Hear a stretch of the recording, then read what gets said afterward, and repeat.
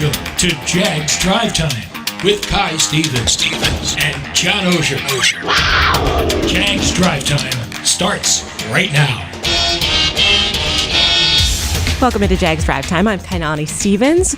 We are in Minicamp week. It's not mandatory here in Jacksonville, so the vets got out of things. Brian Sexton abandoned us. It's just John Oehser and me here holding down the fort for you in our final Jags Drive Time before the summer break. And I think everybody is looking forward to that break. Some are already on it, as we mentioned, but we're holding down the fort here on Minicamp week. And a lot of the rookies and second-year players, there's some of the injured veterans are here as well, getting a little bit of extra playing time, I guess, during this week. And that's kind of what Doug Pederson said he wanted to focus on right now, the younger guys. Yes. It's mandatory for the people who have to be here. Right. So to speak. Big news, obviously, Josh Allen's here. Calvin Ridley's here. Dalvin. Chad Muma and Devin Cook are here. So Devin Lloyd, I'm still remember that name. Some guys here who they feel like need that sort of time, need that reps. I think the linebackers are here for some recognition, just more time on task. But Doug said it best, and I know we're going to get to the side. When veterans show up for these voluntary things and work the way they're supposed to, he's not going to force the issue and keep them 3 or 4 days more into the summer. So absolutely, we'll hear good for him. I like the approach. I think so. Treating them like adults. We'll hear from Doug right now. We'll go over the big things, because the big thing one is it's summer break early for some of those veterans. The ones that did show up for OTAs and showed that they were here ready to go, they got these 3 days off because they've been here for the last couple of weeks. And Doug said it was really just, he saw a great turnout and he felt like giving them the extra 3 days wasn't too big of a deal. These 3 days, where we can really focus on the young guys and even some of the injured guys who can get another 3 days, of treatment and rehab and just spending time with the young guys. But the vets have been doing an outstanding job. They've been here. They've been present. They've done everything that I've asked them to do, and just felt it was, beneficial for them to get the extra 3 days. Big thing number 2 is Josh Allen. It's the first we've seen of him. He did not participate in OTAs. He was working out personally by himself. He was in constant contact with the coaching staff. So Doug Pederson said there's no ill will there at all. He was just excited to actually see Josh Allen back in the building. Listen, there's no bad blood or nothing like that. I mean, guys are entitled to the voluntary program. They can do what they want to do. And it's just good to get him back in this building and embrace him and get him back with his teammates this week. And big thing number 3 is the new digs, because July 1st, the Miller Electric Center is going to open. So this mini camp is the last practices we will see of everybody out on the field here at TIAA Bank. And Doug, for one, is very excited to get into the new digs. A place that guys can really, I think, call home. And even from the standpoint of the offseason, where once the season ends, they don't have to go other places, right? We're still in Jacksonville, Florida. The weather's good in February, March, and April, and guys want to stay here and use the building. Now, John, we talked a lot about this, obviously, the last couple of weeks about, whether Doug was going to cancel minicamp and not make it mandatory for other people. Obviously, did it last year, so there was, some precedent set there, and he ended up doing that. But as we kind of talked about, it's, kind of treating them as adults, right? Mm-hmm. You show up for OTAs, you show you're ready to work. I don't need to force you to be here for the mandatory portion. And it's not really punishing anybody else. It's more just, I want to give extra time to the people that maybe are younger or are rehabbing or I haven't seen, as opposed to people I've seen for the last 3 weeks. Yeah. The angst and teeth gnashing that this caused last year among fans was off the charts. And I think the reason people stressed last year, Jaguars hadn't been good. And if you've never been to an OTA practice, I think you probably maybe don't quite understand what they are. I think it's a little more intense than it probably is. Yeah, they're fine, but these OTAs are all mental, and it's, well, not all mental. They're out there running around. But this time is to make sure what coaches want after OTAs and minicamp. They want to feel like the players are as ready as they can possibly be for when they walk back in the door in training camp. And that means two things. That means mentally and it means physically. at some point during OTAs, coaches get this anxious feeling of, you know what, I've gotten through this without getting guys hurt. Right. How much more do I want to push my luck? As a result, paintball last week, with rare exceptions, get him out of here this week. Look, he played. He knows how to approach this, and very little that you do. They're not going to win or lose a Super Bowl out here right now on June 15th. Doug knows that. Get them prepared, get them ready, and make sure they're ready when it really goes on. And I guess July 26th, he said yesterday, is when they'll put the get everybody pads back in, pads on. Yep. But when they'll be on the field for the first time, and I love this approach because I think OTAs are overrated, and I think deep down Doug believes that too.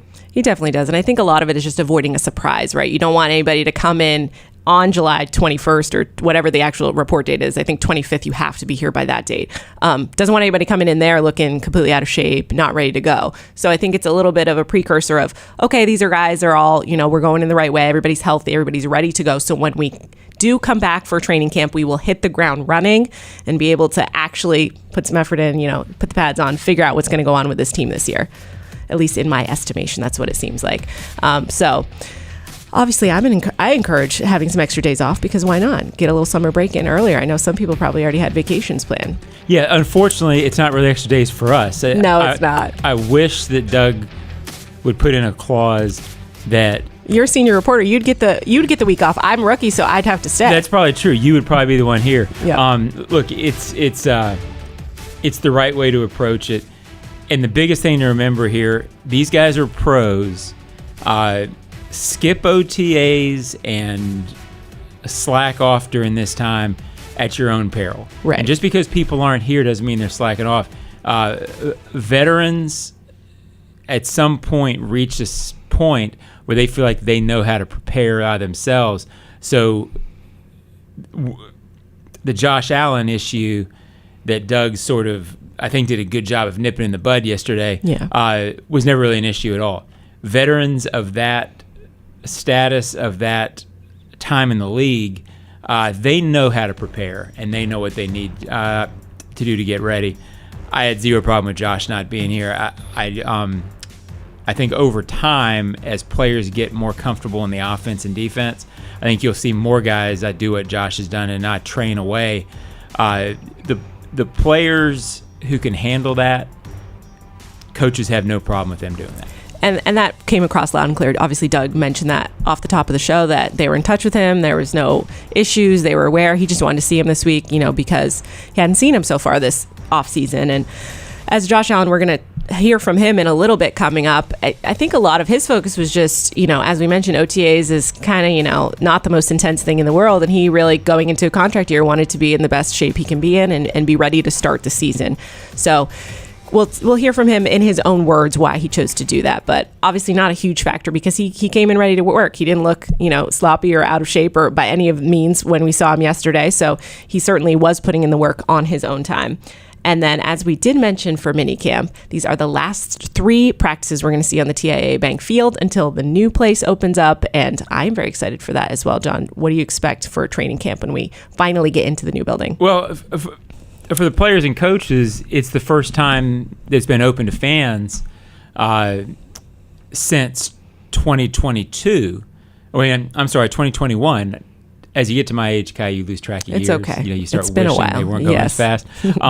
So it's going to be exciting for that.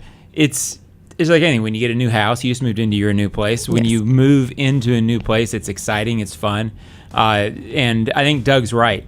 In terms of this new facility for them in the long term, NFL teams, you need NFL state-of-the-art facilities in this day and age. The facilities here, the stadium here, as everybody knows, it's 30 years old. You can rehab it, you can retouch it all you want. It's still old. This new place is state-of-the-art. It'll attract free agents.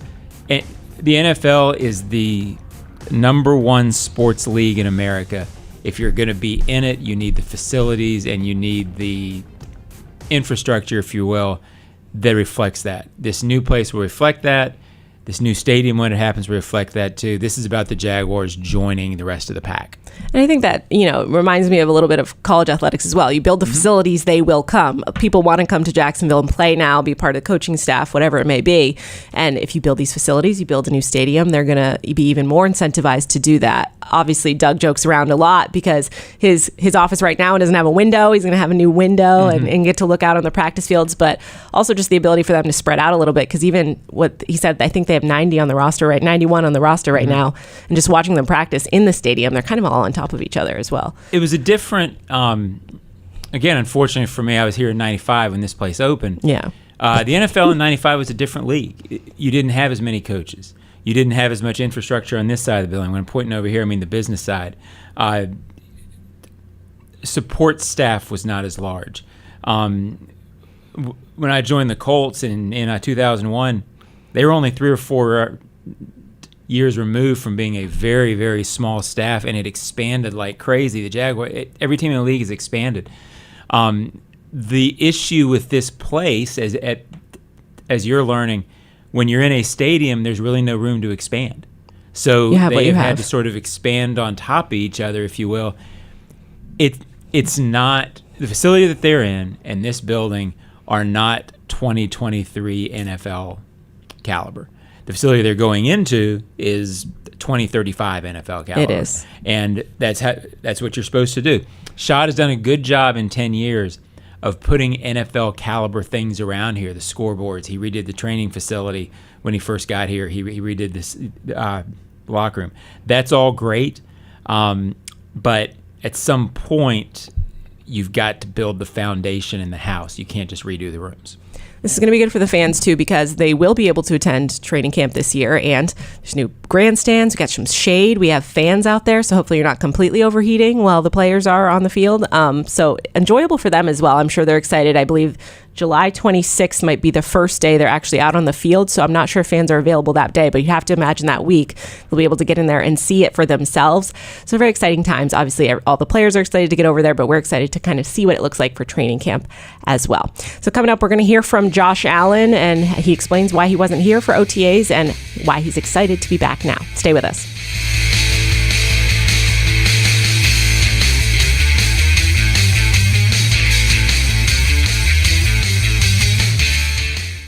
Summer is around the corner, Jags fans, and we want you to keep cool as we gear up for the 23 season. Enter the Snickers Ice Cream Chilliwack Summer Sweepstakes now for your chance to win a summer supply of Snickers ice cream, and for you and a guest, a meet and greet with our head coach and a VIP training camp experience. 5 runner-up winners will receive an autographed football each. For your chance to win, visit Jaguars.com/sweepstakes. The Snickers Ice Cream Chilliwack Summer Sweepstakes ends 11:59 p.m. Sunday, June 25th. At 5-Star Credit Union, you inspire them to go the extra mile to meet your financial needs. That's why they offer Jaguars fans more banking options like better rates and no hidden fees.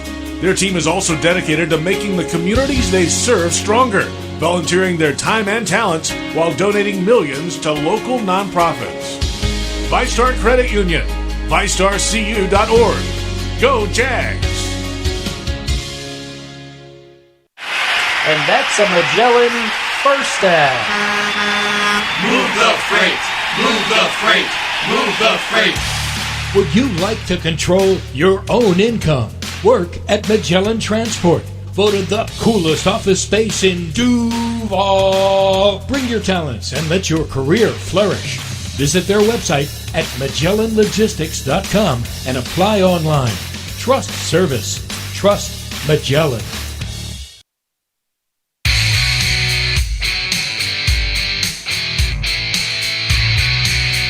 It was just like that, it was, I really wanted to focus on myself, prioritize myself this all season. First couple weeks was definitely hard, man, like, damn, I should do it. But, once I got the words from, I called my guys, I called the coaches, they understood where I was at and what I was doing. So, once I got that, it was, I don't need to worry about anything else after that. That's Josh Allen. We are seeing him here for minicamp, the mandatory 3 days, because he's was not here for OTAs, and by all accounts, everybody was on the same page with that. Doug Pederson was aware. He was out practicing by himself, obviously in the media, and sometimes people like to talk, it's a contract year, maybe he's holding out, what's actually going on, but I don't think it was anything like that. I think he was just, because it was a contract year, maybe taking things a little more seriously. He needs to play well this year if he wants to get a lot of money when he signs a new deal. Yeah, this is not unusual for Josh. Josh did essentially the same thing last year, went to Phoenix, stayed here as well, and sort of alternated his time between those two places. He didn't show up last year until the first day of OTAs.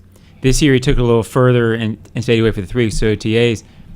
He's a very motivated guy, and I'm not trying to put words in his mouth, but my impression from talking to him the last couple of years, he's looking for answers, and he's trying to get – he's a really good player in my opinion.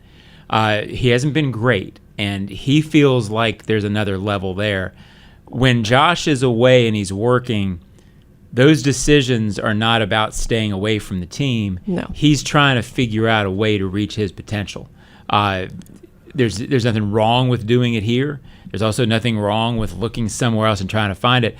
I think coaches would have had a problem if they had thought, well, he's just staying away because he doesn't want to come here and work hard. Mm-hmm. It's not that. He just wanted to work somewhere else. So it never really the contract thing, my thought, and I really talked to Josh about this, but in being around him, I don't know that he really wants to sign a contract yet. Because, if they came to him with a mega deal, sure, he'd sign it. But I'm not sure that he thinks in his mind that he has maximized his potential yet. I think he thinks there's a lot more out there. And I think he still feels like, hey, I can go earn the kind of contract that I want. That's still out there for him. So there was that with the decision, but I never got the impression it was, well, I'm mad at the Jags, so I'm not coming in. That's really not who he is, and that's not his situation right now. He really does feel like, just like a man on fire trying to get the best out of himself so he can get the most money out of this deal, because obviously if you go into a contract year and you completely show out, you're going to get rewards from that, whether that's here or elsewhere on the open market. And I'm sure that's what his focus is. I don't think, at least from my interpretation of what he was talking about and, how the coaching staff has been speaking to it, really doesn't feel like it's an issue between them. It was just, hey, I can go a little more intense by myself, focus on myself in these 3 weeks. And then when I actually get here, I'll be fully ready to go and be my best, and work with his teammates. And he was chopping it up with everybody out there yesterday, talking to everybody. He's certainly not having any issues with his teammates or the new guys. He's a fantastic locker room guy. You never doubt his will and his effort. And there's an ozone question coming up on him, so I won't burn out everything I'm going to say about Josh. But he's trying to figure out how to get where he wants to go. Yes. And then we do want to hear from Doug quickly. He just talked about how he's excited to see Josh Allen and kind of just see exactly what he's able to do out there, and said he was honestly just happy to see him running around this week. I want to see that leadership, this week, and everything that he's shown last year, and being a Jaguar now, that enthusiasm and that excitement to be a part of this football team. And Josh is already in here shouting out half the rookie squad. He's like, oh, I know Parker Washington, I know so-and-so, and, all these guys that he's excited to work with.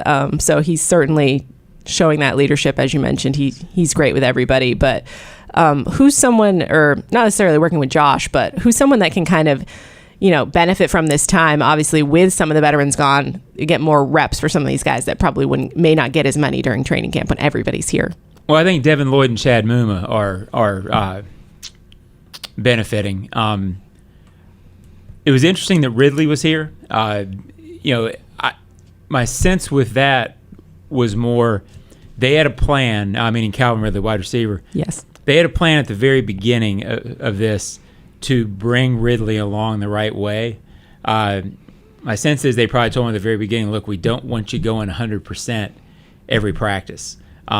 So instead of going 100% every practice, dial it down, make sure we don't get hurt, but we'll have some time at the end where you're also still here, where we're going to make sure you're ready. And with him with the injuries, just making sure he's 100% healthy coming into camp.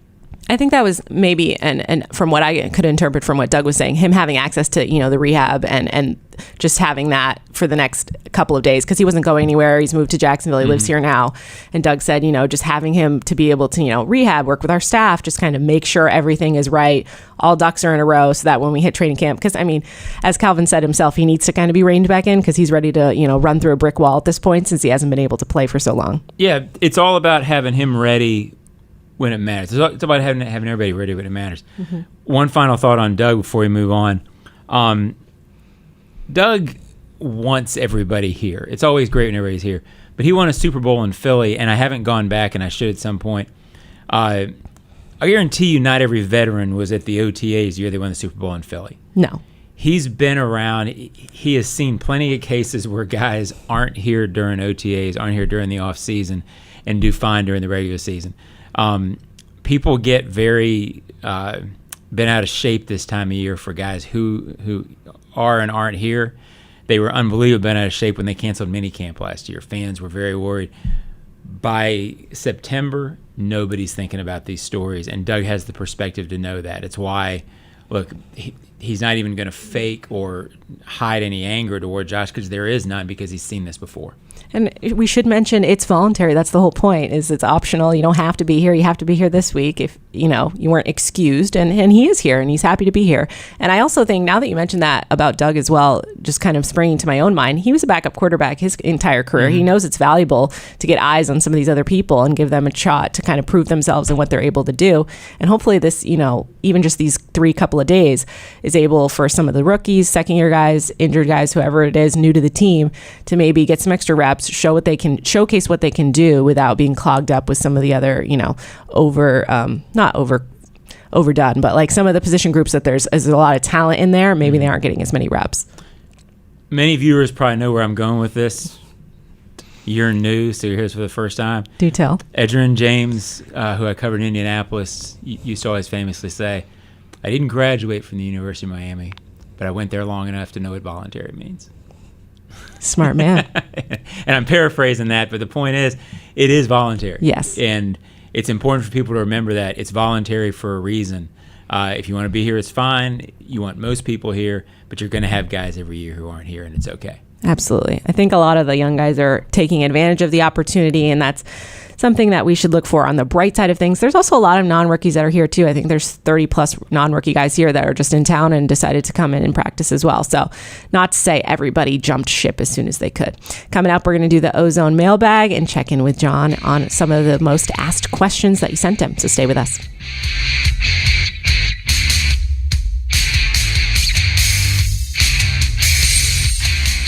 Summer is around the corner, Jags fans, and we want you to keep cool as we gear up for the 23 season. Enter the Snickers Ice Cream Chill-Off Summer Sweepstakes now for your chance to win a summer supply of Snickers ice cream, and for you and a guest, a meet and greet with our head coach and a VIP training camp experience. 5 runner-up winners will receive an autographed football each. For your chance to win, visit Jaguars.com/sweepstakes. The Snickers Ice Cream Chill-Off Summer Sweepstakes ends 11:59 p.m. Sunday, June 25th. Hey Jags Nation, it's Andre Sisco, safety of your Jacksonville Jaguars, here to talk to you about Luray Peanut Company. Luray is bringing something to the market that has never been done before, microwavable boiled peanuts. Whether you like salty or a peppery Cajun kick, they've got you covered. Now, thanks to them, y'all can enjoy boiled peanuts at the bank while you watch me and the rest of the team tear it up on the field. Can't make the game? No sweat. Find a bag at a store nearest to you by heading to LurayPeanut.com/find us. Go nuts, go Jags, and as always, Duval. Honey, are you using the hot water? No. The water's cold again. How can we fix it? Did you just quack like a duck? Yep. Duck Rooter, your plumbing pros in Northeast Florida. For water heater installation and service, including tankless water heaters, gas, or electric, call for a quote today. When you're stuck, call the duck. 904-862-6769. This broadcast is ozone friendly. The Ozone.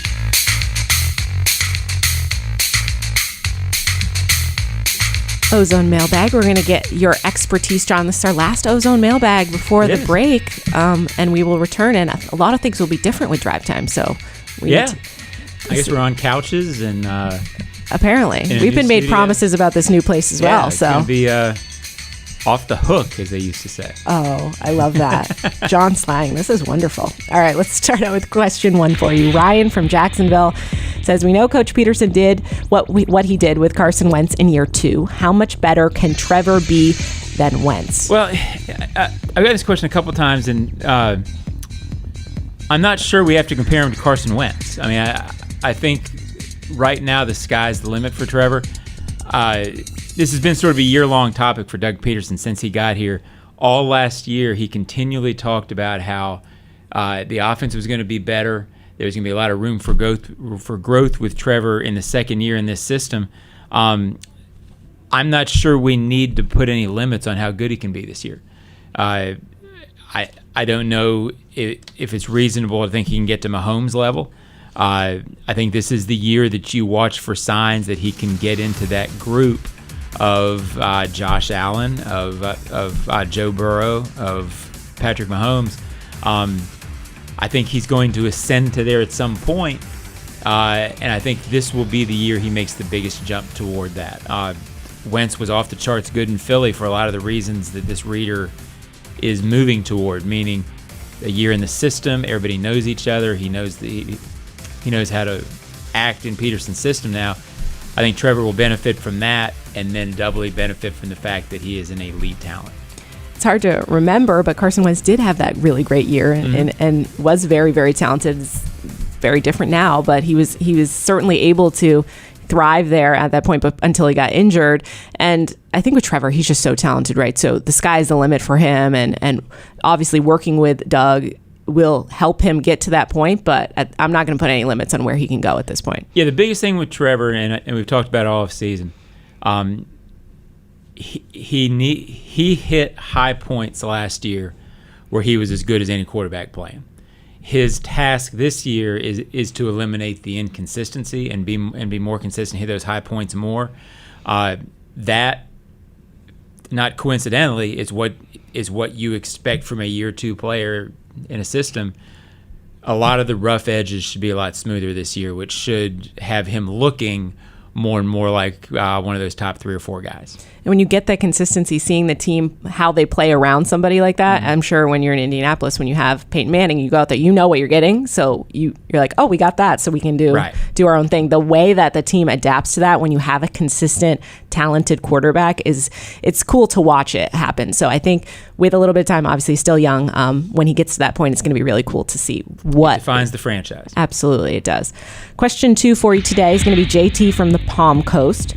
Do you see us getting the stadium that is rendered? Obviously, we've seen all those images. Looks beautiful. It seems like there has been some reluctance with the taxpayers so far. Well, first of all, I do think they will get, or that the general concept that was introduced last week, I do think will get approved. And I think it will be, in the same ballpark as what we've seen. When you build something, there are changes along the way, and it's not going to be finished until 2028, I think, or 2027 for 2028. So it's 5 years. Mm-hmm. So is it going to look exactly like the drawing? Probably not. But is it going to be state of the art and I would say like a spaceship? Probably.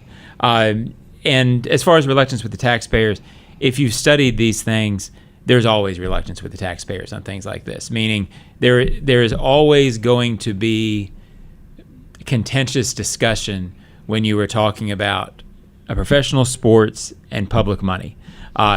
It's the nature of the beast. There are going to be people who don't like it. There are going to be people who are for it. So, yeah, there's going to be reluctance from some taxpayers. I think city leaders and the people who see a vision for this town and for this team for the future will agree that, to paraphrase Mark Lamping, the Jaguars are good for Jacksonville and Jacksonville is good for the Jaguars. And in order to have that be the thing for the next 30, 35 years, this needs to happen. And I think city leaders realize that. As we mentioned, even with the Miller Electric Center, it's easy to get behind quickly with the NFL because of the way things adapt. And there are only 32 NFL teams. If you want to have one of them, you need to adapt along with it. And as you mentioned, it's great. This is where they want to be. This is where they're choosing to develop. They want to develop around the stadium. There are plans in place. It's not just like, hey, let's put this giant stadium here and put nothing around it. They want to kind of develop it and turn downtown into something where people come even in the off season to, hang out and do other activities there. It's been a long time coming. I'm from here, as most people know. I remember what it was before the Jaguars. I've seen downtown. I've worked downtown for last 12 years, 5 years in the 90s. This is the chance for the city to transform downtown, and I believe it'll happen, and I hope it'll happen. All those town halls are available as well. We have lists online. You guys can check it out if you want to go and hear a little bit more details about the plans, what exactly that is going to involve. So we'll keep you up to date on all of that stuff. Now, question 3 for you, John, is going to be Shanghai Stevie from Jacksonville. He says, Josh Allen, love him, but based on what I'm seeing or not seeing, he says, I'd bet he's not in the long-term plans. Do you have any insight on that, Well, John? I think that plays out this year. I mean, it's going to be a topic all year. He hasn't signed a long-term contract. They have a franchise tag available for him if they choose to use it after this season. He's going into free agency. I think both Josh and the team realize this decision will probably be made this year. If he has a monster year and it is an elite pass rusher, it's awfully hard not to try to re-sign him. If he doesn't, I can see the Jaguars being in sort of a no man's land situation. And what I mean by that is I think Josh is the best defensive player they have. Watching this team last year, the one guy on defense that you held your breath when he was down and maybe a little bit hurt is you didn't want to lose this guy. He hasn't been a huge sack guy, but if you don't have him, you lose a lot that you're looking to replace. So I don't know if he's in the long-term plans. I think it's a topic, and I think it plays out this year. And I usually have a gut. I don't really have a gut on Josh. I hope he's here because I really like the guy.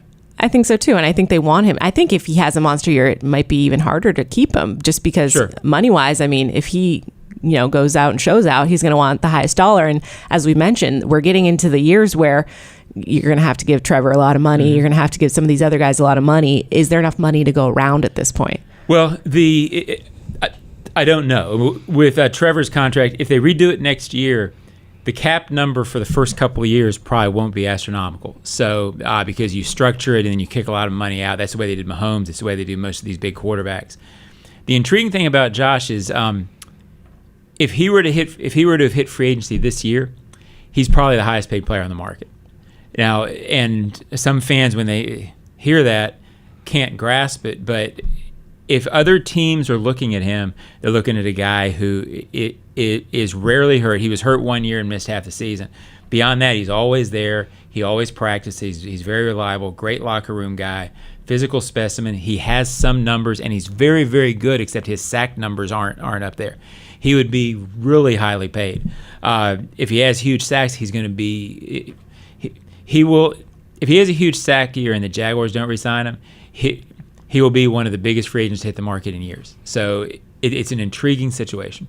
We'll have to see how it plays out. We can play prognosticator, but we don't really know these things. So we'll try to figure it out for you. But at this point, we're just happy to see Josh Allen back in the building. He's happy to be back in the building, and we still got one more year at the very least. So we'll see what he's able to do production-wise this season. All right, stay with us. We'll give you a little bit of preview what's going to go off for the rest of the week and the next couple of weeks as well.